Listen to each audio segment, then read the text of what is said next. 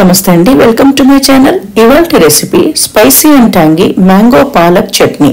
So వేడివేడి అన్నంలో కలుపుకొని తింటే చాలా బాగుంటుంది. అలాగే రోటీకి కూడా సైడ్ డిష్ గా చాలా బాగుంటుంది. So mango palak chutney recipe start చేస్తాను. ఇవాళ నేను చేస్తున్న చట్నీ మ్యాంగో అండ్ పాలక్ చట్నీ అనమాట. సో చాలా బాగుందన్నమాట, డిఫరెంట్గా ఉంటుంది.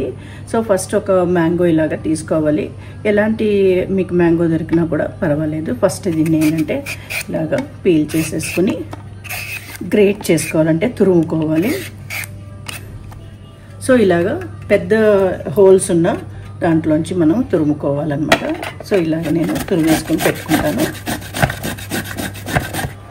సో గ్రేట్ చేసుకున్నదంతా కూడా ఇలాగా ప్లేట్లో వేసేసుకుని నెక్స్ట్ వేసుకోవాల్సింది ఏంటంటే చాలా ఈజీగా స్పైసీ అండ్ ట్యాంగీ చట్నీ అనమాట. ఇది సౌత్ ఇండియన్ స్టైల్లో చేసుకుంటున్నాను.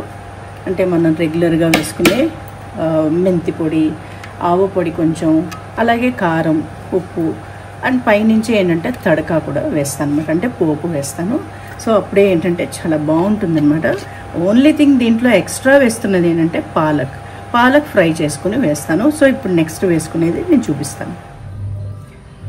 సో ఇలాగా ఒక ప్యాన్ పెట్టుకుని దీంట్లో ఒక 2 టీ స్పూన్స్ నేను ఆయిల్ వేసుకుంటున్నాను. సన్నగా కట్ చేసుకుని వాష్ చేసుకుని పెట్టుకున్న పాలక్. సో ఇది వాష్ చేసుకుని జల్లీలో ఒక 5 మినిట్స్ ఉంచేయాలన్నమాట. సో ఇది దీంట్లో నేను వేసుకుంటున్నాను.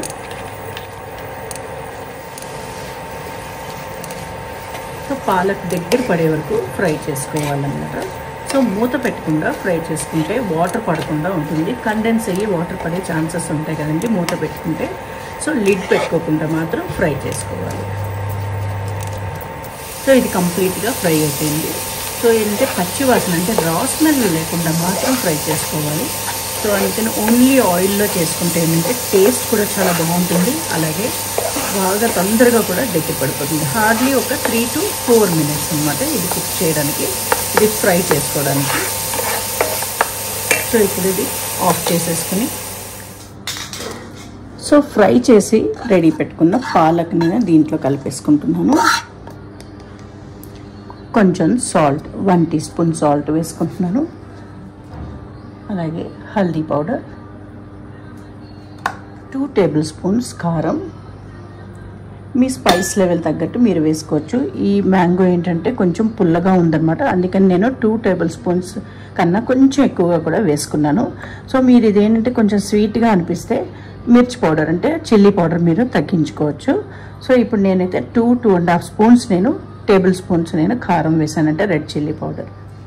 అలాగే నా దగ్గర మెంతి పొడి అంటే ఆవాలు మెంతి పొడి నా దగ్గర రెడీగానే ఉంటుందన్నమాట ఇప్పుడు.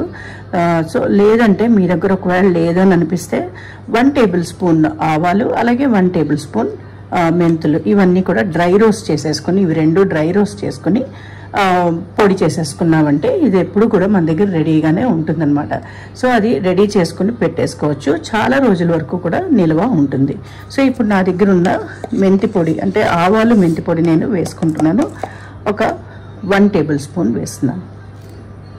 సో అలాగే దీంట్లో ఉన్న పులుపు కానీ కారం కానీ మెంతి పొడిలో ఉన్న ఫ్లేవర్స్ కానీ అన్నీ కూడా బ్యాలెన్స్ అవ్వడానికి కొంచెం బెల్లం వేసుకుంటున్నాను.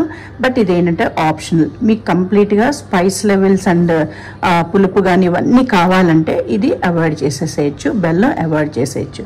సో నేను మాత్రం కొంచెం వేసుకుంటున్నాను, జస్ట్ ఒక 1 టీ స్పూన్. ప్యాన్ పెట్టుకున్నాను కదా, అదే ప్యాన్ నేను హీట్ చేసుకుంటున్నాను.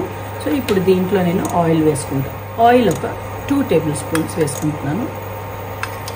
ఆవాలు ఒక 1/2 టీ స్పూన్ వేసుకుంటున్నాను. సో ఆవాలు కంప్లీట్గా చిట్పట్లాడిన తర్వాత అంటే స్ప్లటర్ అవ్వాలి. 1 టీ స్పూన్ చనాదాల్ శనగపప్పు, అలాగే 1 టీ స్పూన్ మినపప్పు, ఉరద్దాలు వేసుకోవాలి కంప్లీట్గా. సో ఇవన్నీ కూడా ఫ్రై అయిపోయాయి కదండి. సో ఇప్పుడు దీంట్లో చిన్న పీస్ ఇంగువ, ఇది పాలింగువ అంటాం కదండి, ఇలా గట్టిగా ఉంటుంది. అలాగే 2 ఎండుమిరపకాయలు, అలాగే కొంచెం కరివేపాకు కూడా నేను వేసుకుంటున్నాను. టేస్ట్ చాలా బాగుంటుంది. పచ్చడి అన్నం కాబట్టి అన్నీ కూడా వేసుకోవచ్చు. సో ఇప్పుడు హీట్ ఆఫ్ చేసేసుకుని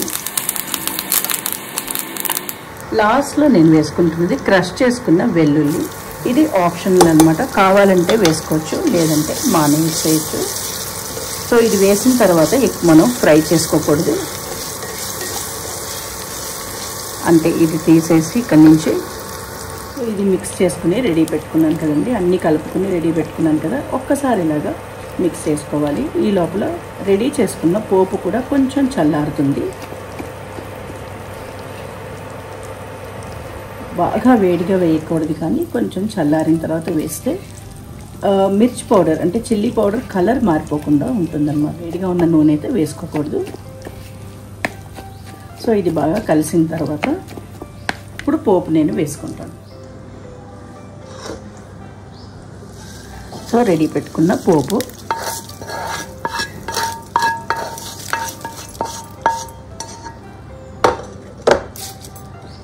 సో అంతే. మ్యాంగో తురుము అలాగే పాలక్ రెండు కలిపిన chutney. So mango palak chutney ready అయిపోయిందండి. మీరు తప్పకుండా ఇలాగ ట్రై చేసి అయితే చూడండి.